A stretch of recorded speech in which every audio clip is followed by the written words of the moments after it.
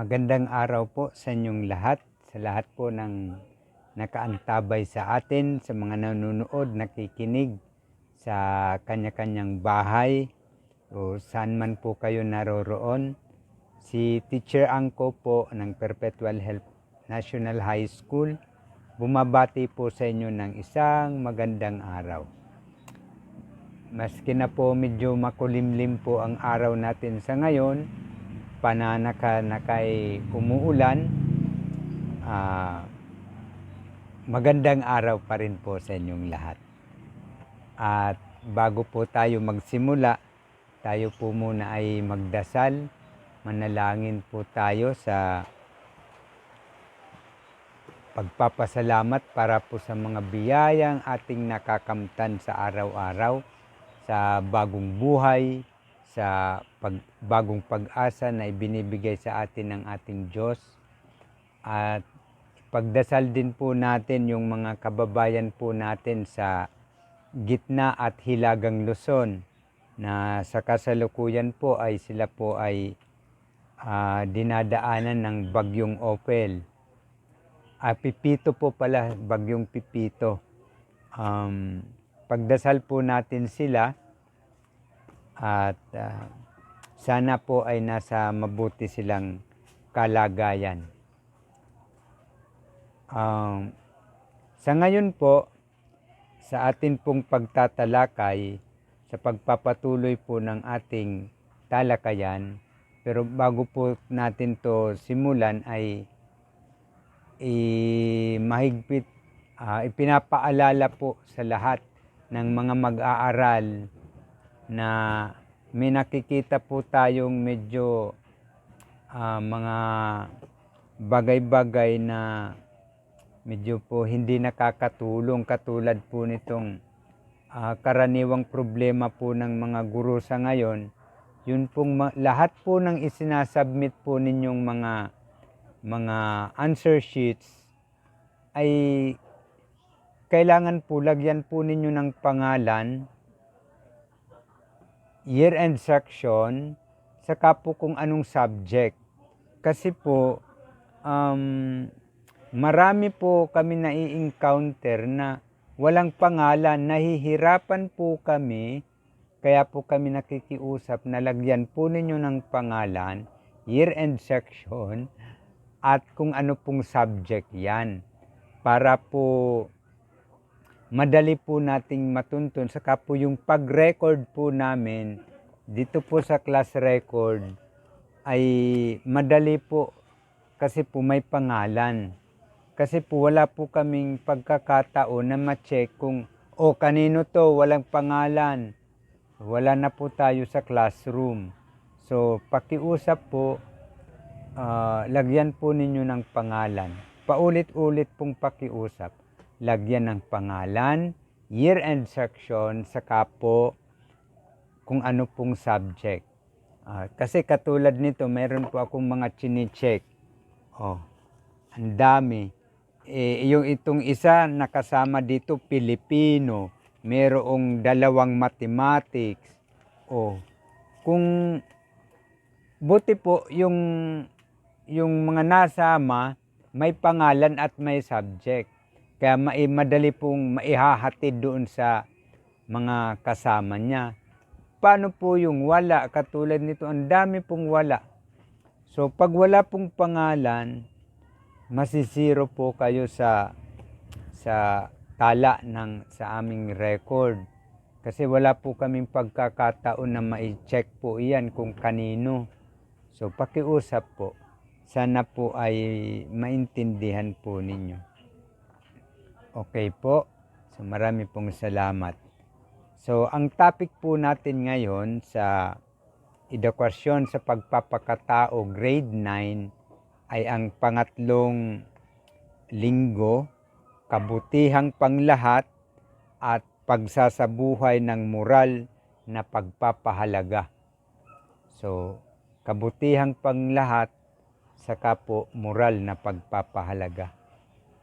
So ano po ang expected nating mga gagawin po ninyo, mga mag-aaral? So Una po, ito po yung mga gagawin po ninyo. Basahin at unawaing mabuti ang mga item sa paunang pagtataya, pagtuklas ng dating kaalaman sa pahina 1 and 3. So pakikuha na po ng inyong mga module at yung sagutang papel sa kapanulat para po at least magiyahan na po muna kayo. So pipiliin nyo ang titik ng pinakatamang sagot at isulat ito sa inyong mga sagutang papel. Okay.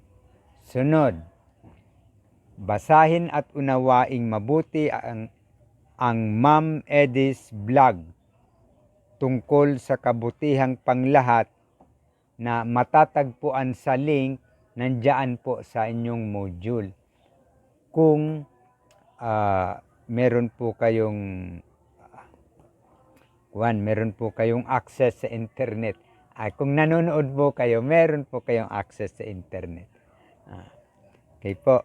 Kaya po, mas mabuti po na paki-like, paki-subscribe, at pakipindot na rin po ng notification button. At huwag nyo pong kalilimutang i-share sa inyong mga kaklase, sa mga kakilala na grade 9 din, paki-share po para po mas marami po tayo na natututo kung meron po kayong natututunan.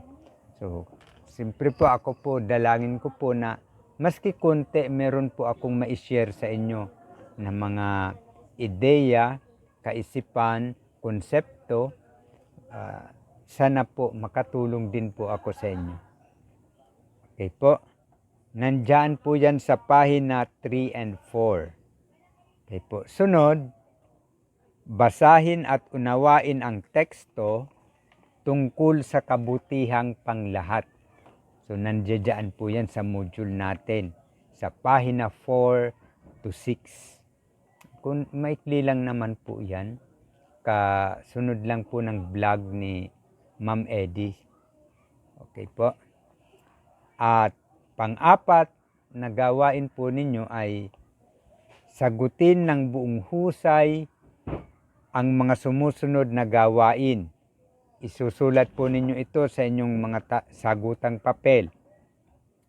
Una, pagsasapuso gawain 1 sa pahina 6. Pagsasapuso gawain 2 sa pahina 7. Pagsasabuhay sa pahina 7 din, kasunod. Pagtataya sa pahina excuse me, sa pahina 8 and 9. And then po ang kasunduan sa pahina 9. Okay na po. So magpatuloy na po tayo. So balikan po natin yung ating pong module. Doon po tayo buksan natin doon sa pagpapalalim. Dito po natin simulan po yung discussion po natin tungkol sa kabutihang panglahat at ang batas moral. Okay. So, simulan natin ang talakayan doon sa pagpapatuloy. Kasi po ito ay pagpapatuloy lamang doon po sa mga nauna nating mga tinalakay tungkol sa kabutihang panglahat. So, balikan natin. Ano ba itong kabutihang panglahat? Sabi dito, ang kabutihang panglahat ay para sa individual na nasa lipunan. Siyempre, pag sinabing panlahat, lipunan, panlipunan, panlahat. So yan po ang kasama dito po sa konseptong ito. So ayon po kay Santo Tomas Aquinas, sa kanya pong aklat na Summa Theologica, sa pamamagitan lamang ng lipunan nakakamit ng tao ang layunin ng kanyang pagkakalikha. So, sa pamamagitan lang po ng lipunan natin, makakamtan natin kung bakit tayo nilikha. So, ang may likha sa atin, ang Diyos na may likha. So, at ibinigay tayo ng Diyos sa lipunan. Kaya nga meron tayong tatay at nanay, may pamilya, kasi ang pamilya ay maliit na lipunan. Di po ba?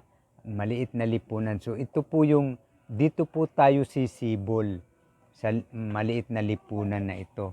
Kaya, kung tama yung pagpapalaki po sa atin, pakikinabangan po tayo, siyempre, ng lipunan, ng pamilya natin.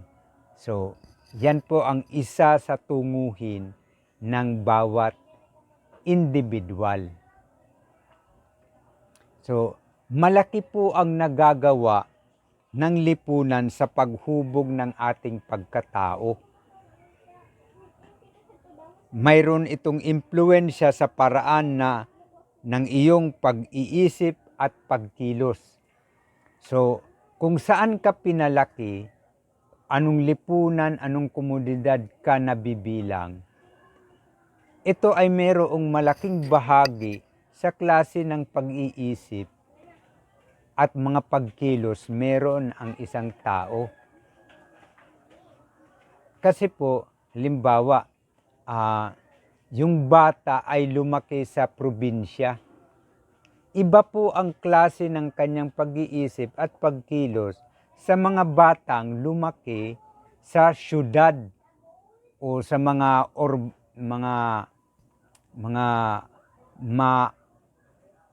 mauunlad na lugar na syudad. Iba po yun. Iba po yung kanyang pag-iisip at kilos kung saan po siya lumaki. Maski nga po yung kung saan ka nag-aral, meron pong pagkakaiba yung klase po ng pag-iisip at kilos ng mga nag-aaral po sa probinsya kaysa po sa nag-aaral sa mga syudad, sa mga cities. Lalo na po kung sa Maynila ka nag-aral, masyado pong napakataas po ng social awareness nila kumpara po sa simpleng buhay meron tayo dito sa probinsya. So ganyan po. Kaya po minsan po nabubulit tayo mga taga probinsya pag naluluwas tayo ng Maynila. Kaya tinatawag nila tayong probinsyano. Yan. Kasi po meron po talagang malaki po ang epekto ng pamayanan na pinanggalingan natin doon sa pupuntahan po natin. So ganyan po ang konseptong ito. So dito ipinapaliwanag ni Santo Tomas de Aquino na ang tunguhin ng lipunan ay kailangang pareho sa tunguhin ng bawat individual. Hindi po pwede na sasalungat ka sa goal o tunguhin ng lipunan. Kasi pag sumalungat ka sa kanya, maiiwanan ka. Saka malaking gulo po iyon. Or hindi kaagad makakamtan ng lipunan yung pag-unlad na tunguhin niya. Kung gusto niyang umunlad, kung meron pong iilan-ilan dyan na hindi umaayon sa tunguhin na yan, nagiging sagabal po iyan. So, kaya hindi po dapat ihiwalay ng tao ang kani-kanilang sarili sa paghahanap ng makabubuti sa bawat isa sa kanila, kundi ang pagtitipon-tipon upang hanapin ang kabutihang panglahat na magkasama-sama. Yun po. Napakasimple naman po. Hindi po ba? So kailangan kasama tayo. Kaya tingnan nyo po yung maski po sa loob ng pamilya. Kapag po sinusuway po ninyo yung, halimbawa yung gusto ng inyong mga magulang o kung sino man po ang nakakatanda sa atin. Siyempre po, alam naman po kasi nila ng mga nakakatanda sa atin kung ano po yung nakakabuti sa atin, makakabuti sa atin. Kaya sigurado po ako, yun po ang ipapasunod niya. O siyempre po, pag hindi mo yun sinunod, mahuhuli tayo. At pagagalitan ka, yun lang naman po ang simpleng kwan po doon. So instead na nagiging masaya yung pamilya, tahimik, ayun, magulo. Araw-araw magulo kasi merong hindi sumusunod sa gusto ng mga nagpapasunod. Yan po.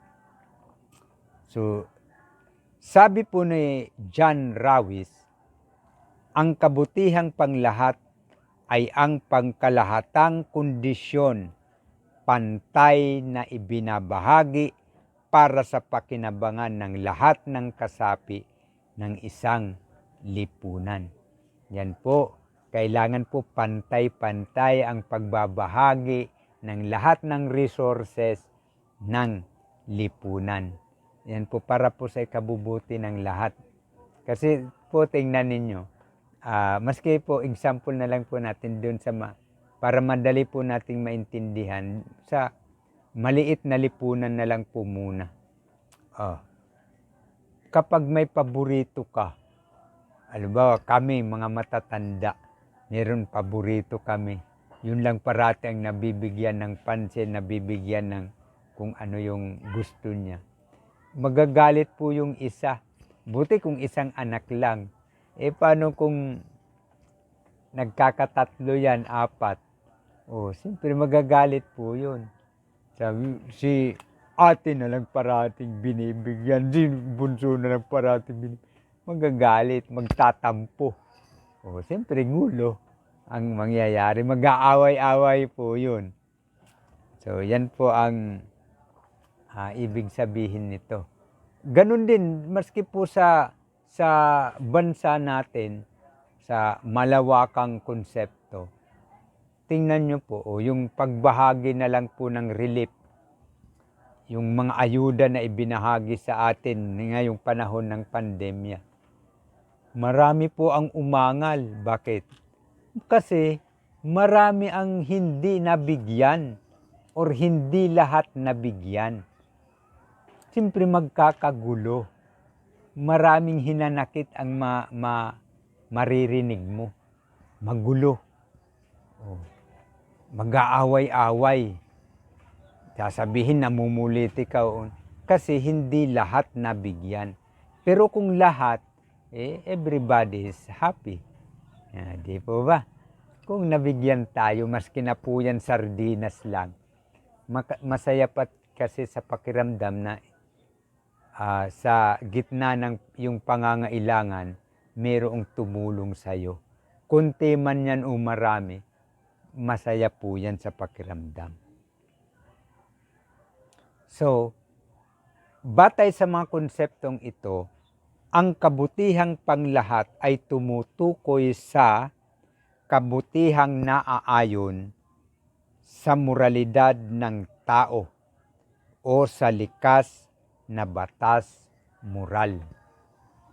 So makikita po natin na kapag nangyayari po yung kabutihang panglahat, ito po ay ayon sa likas na batas moral. So pag sinabi pong batas moral, ito po ay tumutukoy sa kung ano ang tama at kung ano po ang mali. So yan po ang batas moral. So mapapalalim po pa po natin yung batas moral na yan sa mga susunod na po nating mga talakayan. So for the meantime, ang batas moral ay tumutukoy sa kung ano ang tama at kung ano po ang mali.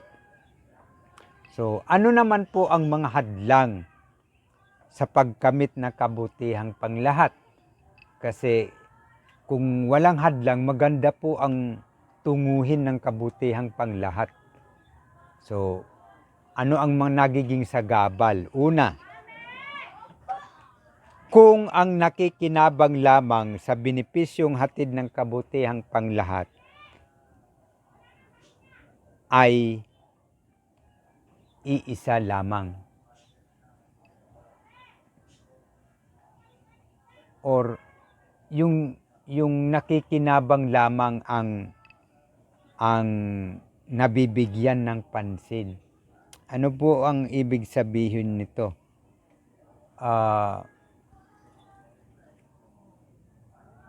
Ano pong programa? Ganito na lang. Pasintabi po sa mga kasapi po ng 4-piece program. Ano po? Hindi ko po nila lahat. Pero meron po kasing mga feedback, mga kuro-kuro tungkol po sa 4-piece. Kasi po, marami po sa inyo na member na wala naman pong inaambag dito po sa programa na ito. Ibig sabihin, marami po sa inyo ang nabubuhay na parang pensyonado na lang. Wala na po kayong ginagawa. Meron nga po kami mga estudyante na dapat sana'y benepisyo ng 4-piece. Halos mangiyak-iyak po sila. Maski notebook wala, maski papel wala. Meron namang ibinibigay ang pamahalaan natin, ang gobyerno natin. Kasi po maganda po ang layunin ng 4-piece. Maganda po ang layunin.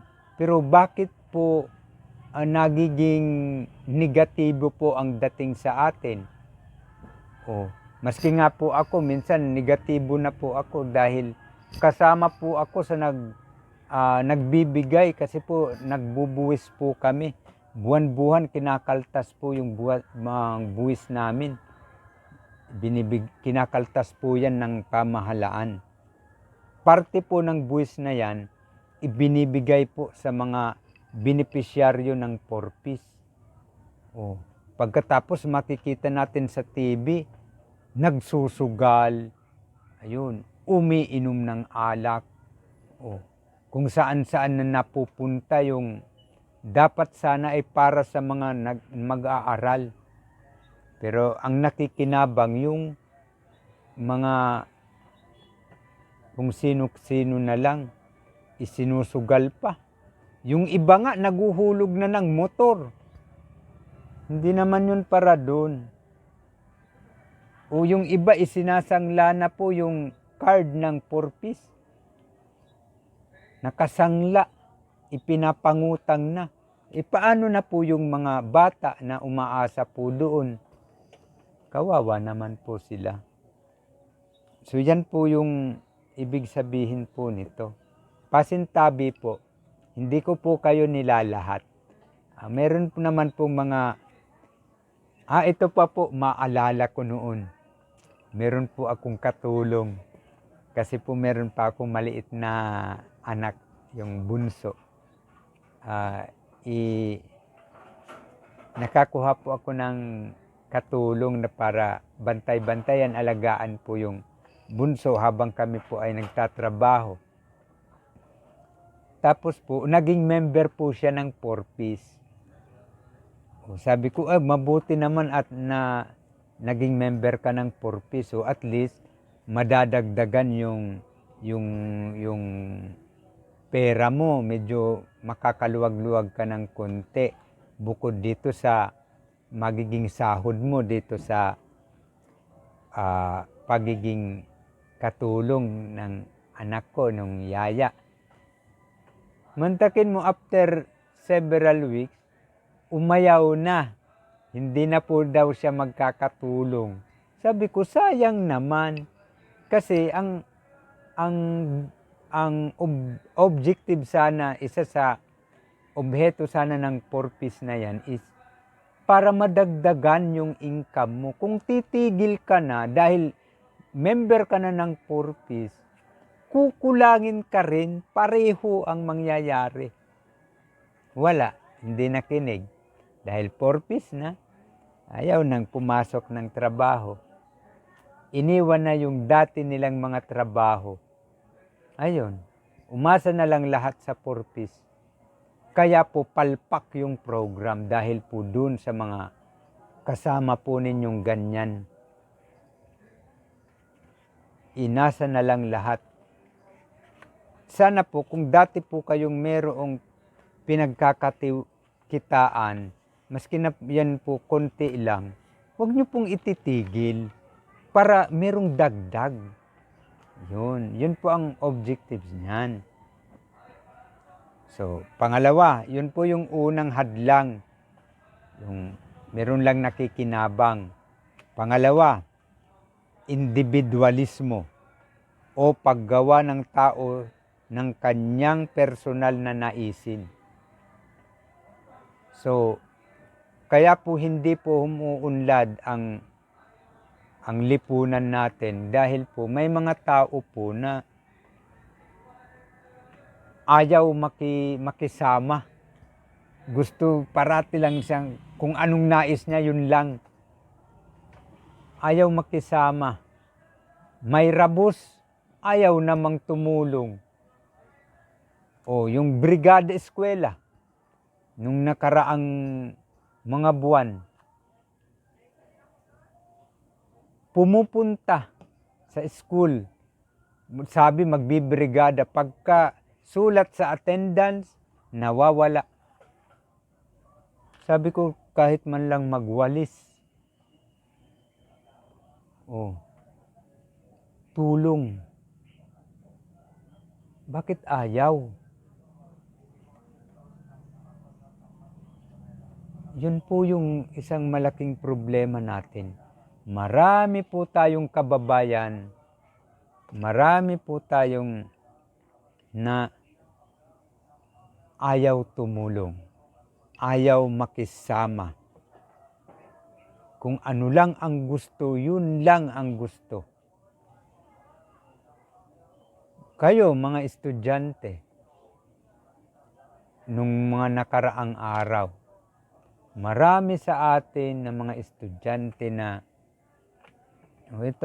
halimbawa nito nakikita na dito sa mga isinasubmit ninyo.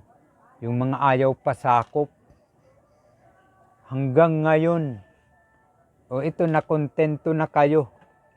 Talagang wala na, hindi na kayo papasok sa room. Na noon halos ayaw ninyong pumasok sa classroom. Gusto nyo pinipilit pa kayong parati. Sayang ng oras. Sayang ng pagkakataon na pwede kayong matuto. Iniiwan nyo nung classroom. Nagbubulakbol. Nag-ML sa mga tabi-tabi. Ayaw pumasok dahil gusto mag-ML. Anong matututunan mo? Hanggang ngayon, maski konting paliwanag, bigyan ka ng mabuti kung nakukumpleto yung isang sentence. Hindi. Anong marka ang ibibigay? Hindi, at saka hindi po importante yung marka. Ang importante, ano ang natututunan mo. Kasi yun ang dadalhin mo sa buhay mo. Yun ang pakikinabangan mo. Pagsapit ng panahon, yung natutunan mo, hindi po yung marka. Madali pong gumawa ng marka.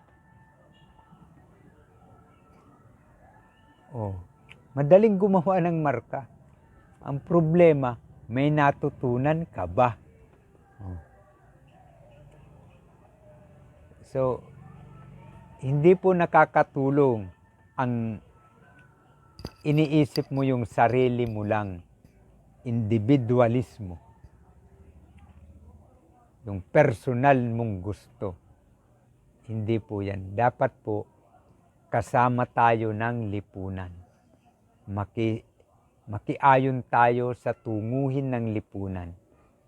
Maraming magulang ang umiiyak sa inyo. Kala nyo ba? Tuwing PTA meeting, pag nakikita na nila yung mga marka nyo, nakikita maraming palakol, kulay pula pa. Yung mga palakol na nasa marka ninyo. Bakit? Bakit sila nasasaktan? Bakit umiiyak? Kasi sana gusto nila kayong mapatama. Gusto niya sana kayong matuto, makapagtapos ng pag-aaral. Kaya lang marami sa ating mga estudyante, mga kabataan sa ngayon, naku po, ang iniisip lang nila yung sa ngayon, yung ikakaligaya nila. Hindi iniisip ang kinabukasan at yung mga araw na darating. Ayan. Pangatlo, ang pakiramdam na siya ay nalalamangan o mas malaki ang naiaambag niya kaysa nagagawa ng iba. Ito yung pangatlong hadlang ng kabutihang panglahat sa lipunan natin. Kung ang pakiramdam ng ilang kasapi ay siya ay nalalamangan, bakit nga anya sila ganun ang nakuha? O ito anya, ganito yung nakuha, apat ako nga anya wala. Sa school, marami niyan. Bakit anya sir, mas mataas yung marka niya kaysa sa akin? Silang naman ang tanong dun eh. Ano ang ginawa mo? Ano ang ginawa mo? Akala mo lang mas matalino ka sa kanya. Pero siya dahil mahina siya, marami siyang ginawa. Ikaw na matalino, umasa ka lang sa talino mo. Hindi ka nag-submit ng mga ipinapagawa sa'yo. Halimbawa ito na lang na modules natin. Ang daming gawain, ang daming hinihingi sa inyo sa bawat linggo. Kahit na marunong ka, kahit na matalino ka, kung hindi ka gagawa ng mga ipinagagawa sa'yo, walang makakarating na marka sa class record namin. Wala kaming pagbabatayan. Yan lang.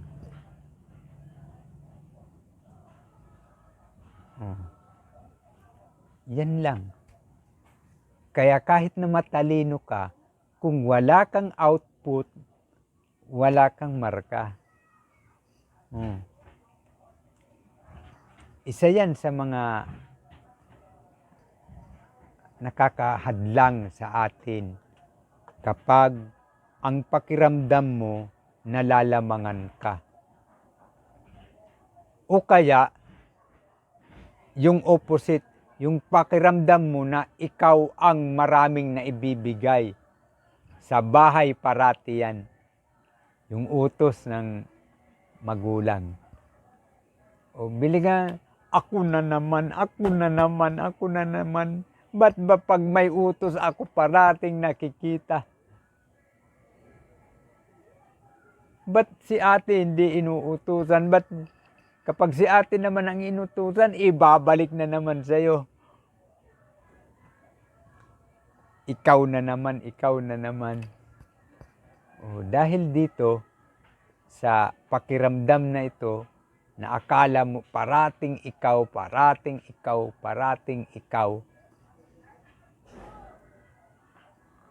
magulo. Maraming away yan. Sa bahay na lang yan, ha? O paano na sa lipunan? O tingnan mo yung mga kasalukuyang leader natin.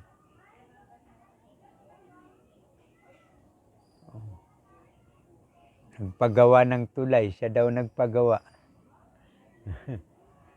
Sa kanya daw yun. Kaya utang na loob ng mga tao ngayon na nagpagawa ng tulay. Hey God!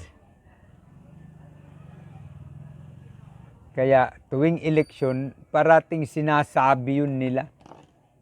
Pinagsasabi nila yun. Kesyo ito, ginawa ko. Utang na loob natin yun. Silang humingi nun eh. Hindi po ba? Ngayon, hindi po natin yun makikita kung hindi natin gagamitin ang ating isip, ang ating mga kamalayan.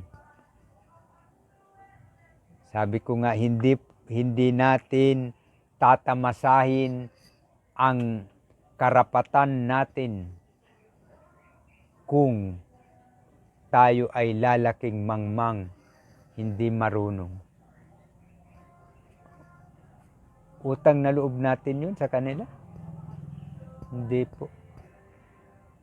Sila po ang may gusto diyan. Sila po ang humingi sa atin ng kapangyarihan na yan. So kung may ipinagawa man sila, obligasyon po nila yun.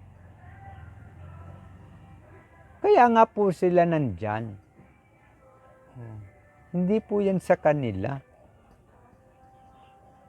Para po yan sa atin. Na sana po naiintindihan nyo po yung mga sinasabi ko po sa inyo.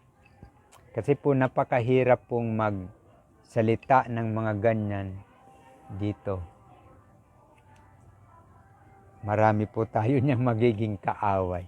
So at least po makita po natin unti-unti ang mga bagay na iyan. So, 3 po yung hadlang na yan. Una po, ano nga po yung una? Sige nga, kung naaalala nyo pa yung una kong sinabi, yung nakikinabang lamang sa benepisyo ng kabutihang panglahat. Pangalawa, individualismo o yung personal na naisin lamang, ayaw makisama. At pangatlo ay very good, ang pakiramdam na siya ay nalalamangan o pakiramdam na siya ay mas maraming naiaambag o nagagawa sa lipunan. Yan po yung 3 hadlang sa pagkamit ng kabutihang panglahat. Marami pa po yan. Yan lang po yung mga pangunahin. So, marami pa po kayong alam. I-share nyo po yan. Ilagay po ninyo dyan sa comment section. Lagyan po ninyo. Ito pa yung mga hadlang. Bukod dun sa sinabi ni Teacher Angko, ito pa. Yan, very good. Pag marami, very good kayo. So, sa kabuuan nitong pinag-uusapan natin, sa paksa natin, ang moral na pagpapahalaga ay pagpapakita ng paggawa batay sa pamantayan ng ating Diyos na may kapal. So, ang moral na pagpapahalaga ay nababatay sa pamantayan ng ating Diyos. Ano ba ang nakakabuti para sa lahat? Ito ay ang paggawa ng mga magagandang bagay sa kapwa at sa lipunan. Yan. Paggawa ng magagandang bagay sa kapwa at sa lipunan. Ang mga taong may ganitong uri ng pag-uugali ay kakikitaan ng pagrespeto at pagmamahal sa lahat ng nilikha ng Diyos. Merong tanda pala kapag ikaw po ay mabuting tao. Una, may respeto ka.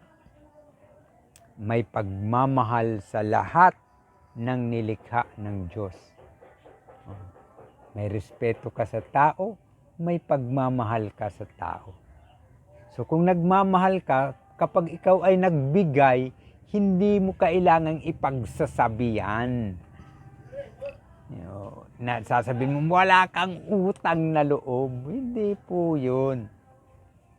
Negatibo po ang connotation ng utang na loob. Naniningil ka eh. Wala namang utang yung tao. Diba? Na naman po, itong mga politiko natin, wala po tayong utang sa kanila. Kumikita pa nga sila eh. Tingnan nyo. Ang yayaman ng mga yan. Pero tingnan nyo tayo na nakararami. Hirap na hirap tayo. Tapos utang na loob pa natin sa kanila. Yung Bayanihan Act 2 na inapura nilang aprubahan nung mga nakaraang sesyon ng Kongreso at ng Senado. Anong nangyari? Hanggang ngayon, wala. Nasaan na yung pera? Nasaan na yung pondo ng para sa lahat? Di ba wala? Wala. Respeto at pagmamahal. So kailangan pag nagbigay ka, walang kapalit yun. Ibigay mo yun free. Walang hinihintay na kapalit. Kung ang lahat ng tao sa buong mundo ay may ganitong pag-uugali, hindi na natin mararanasan ang iba't ibang problema na kinakaharap ng ating lipunan, ng ating bansa. Diba? Kung ang iisipin lamang natin ay ang ikabubuti ng lahat, simulan natin sa ating mga leader, kung ganyan lamang po sana silang mag-isip, ano ba ang ikakabuti ng aking mga mamamayan?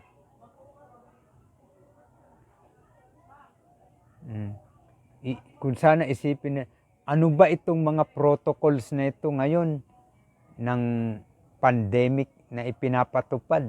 Nakakabuti ba ito sa mga mamamayan?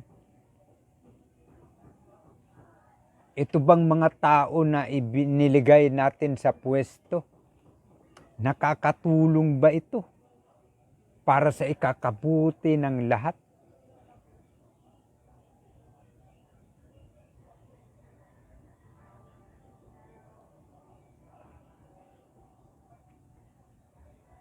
Isipin po nating mabuti po yun.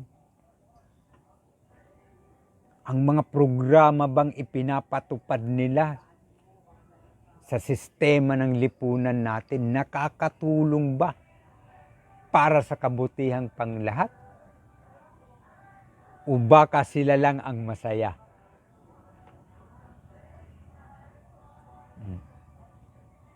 Baka sila lang ngayon ang nakangiti. Hirap na hirap tayo dahil sa pandemya. Maski nga yung Christmas bonus natin, hindi natin sigurado kung meron o wala. Pero sila, ang pinag-aawayan nila sa Kongreso, pera. Kabutihang panglahat ba yun? O individualismo? Ikakabuti lang nila. Pagka ganun kasi, mabuti kung hindi iyon nakikita. Mga white lies.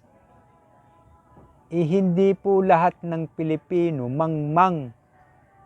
Hindi po lahat ng Pilipino ay maloloko nila. Hindi po pwede yan. Kasi nag-aaral tayo eh. Meron naman tayong mata. Meron tayong tainga. Meron tayong pakiramdam. Alam natin ang tama at mali. So, kaya sa susunod, sa mga susunod pa nating kung mabibigyan pa tayo ng mga pagkakataong pumili, kasi 2022 election na naman, tingnan natin, ito bang mga pipiliin natin, nakakatulong ito sa kabutihang panglahat? Ang mga programa ba nito, kabutihang panglahat? Ito ba'y hindi nang hihingi ng kabayaran sa utang na loob? Yan, mga simpleng tanong na kung inyo pong napag-aalaman, pakishare sa mga magulang nyo, mga mag-aaral. O sabihin nyo, nanay, tatay, ate, kuya, ito po yung piliin nyo kasi makakatulong ito sa atin para hindi man tayo yumaman, guminhawa man lang ng konti ang buhay natin. Hindi katulad nito, hirap na hirap tayo. Itong mga tao na napipiliin natin, yung makakatulong po sa atin. Hindi yung nagpapayaman lang. Tapos tayo ang sisingilin.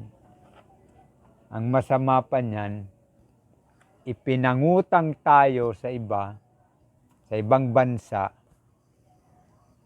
tapos tayo ang sisingilin. Yan. So sana po makita po natin, pakishare po sa yung mga natututunan ninyo. Kung meron po, pakishare po, lalo na po sa mga magulang nyo, lalo na kung si nanay, si tatay, hindi rin gaanong nakapag-aral, okay lang po yun. I-share natin sa kanila yung mga natututunan natin. Kasi malalaki na rin kayo eh. Grade 9 na. May iba nga sa inyo, meron ng mga boyfriend, girlfriend. Okay po. So kung kayo po ay merong katanungan, meron po kayong mga comments, suggestions, pakilagay po sa comment sections natin. At wag nyo rin pong kalilimutang i-share po ito sa iba nyo pang mga kaklase, mga kaibigan na grade 9 din. At paki-subscribe na rin po ng channel natin para marami-rami po tayo. Dami na rin po natin. So, ulitin ko po yung paalala bago nyo malimutan. Lagyan ng pangalan, year-end section, at subject lahat ng mga answer sheets na isinasubmit po ninyo para po madaling malocate. Kasi pag nakalimutan ninyo, wala pong makakarating na marka sa class record namin. Wala kaming pagkakataong magtanong, kanino to? Yung chine-check ko ngang mga answer sheets nyo, isang bag. Ito nga halos nangangalahati pa lang ako ng mga answer sheets. Ayan, by section sila. Dami. Yung iba na ilabas ko na dito, na-check na. Magkakulay pati ng aking damit. So, nagkataon lamang po. Okay po. So, yun lamang po. Hanggang sa muli po nating pagkita-kita. Sana po ay marami po kayong natutunan. Magdasal po tayo. Dagdagan po natin ang pagdadasal natin. At ingat po kayo parati. Salamat po.